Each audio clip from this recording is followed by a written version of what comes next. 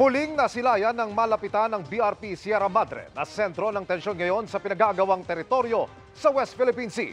Kasama ang GMA Integrated News sa mga matagumpay na nakalapit sa barko. Kasama ang Philippine Coast Guard. Sa kabila ng agresibong pagbuntot ng mga barko ng China, nakatutok si Joseph Morong. Mula sa BRP Melchora Aquino na pinakamalaking barko ng Philippine Coast Guard sa resupply mission na ito,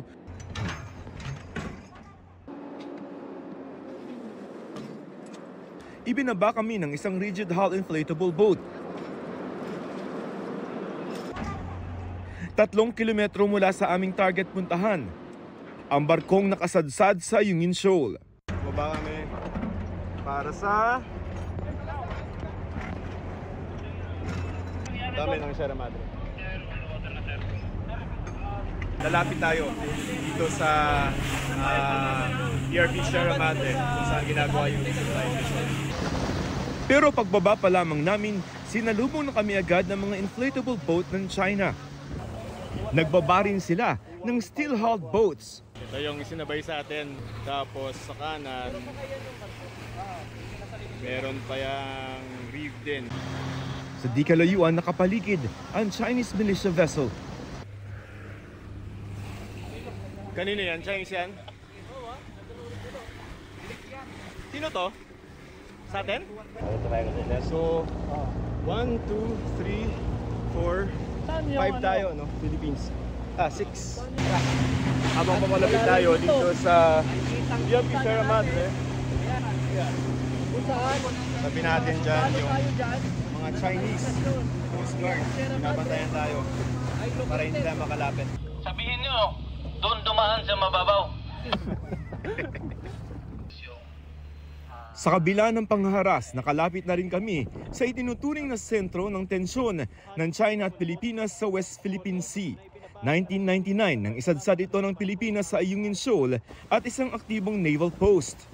Luma na dahil World War II na barko pa ito, tila tagpi-tagpi na ang bakal nito.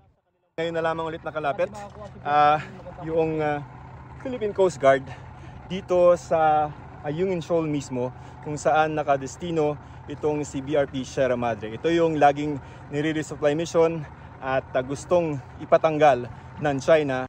Ang tensyong ito sa Ayungin ay 214 kilometers lamang ang layo sa pinakamalapit na pantalan sa Palawan, kasing layo lamang ng Metro Manila sa Pangasinan. We don't want the Chinese government to still continuously argue that they have the total control of Ayungin Shoal.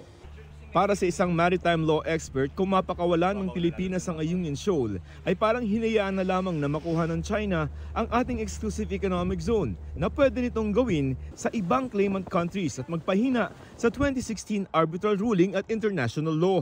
They must have assigned already some kind of value to this particular reef, no?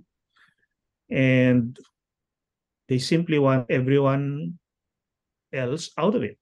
I mean, the entire Spratly Island region. Hindi natin papayagang mawala ang Ayungin Shoal. Yan ay utos ng ating Pangulo, puproteksyonan natin yan.